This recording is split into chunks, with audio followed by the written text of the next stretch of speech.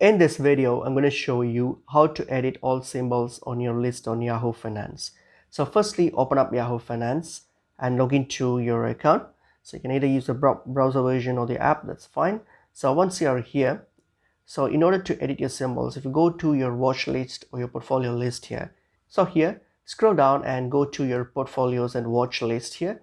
Okay, so once you're on your portfolio here, on your watch list here, what are you going to do? Click on the little edit icon there.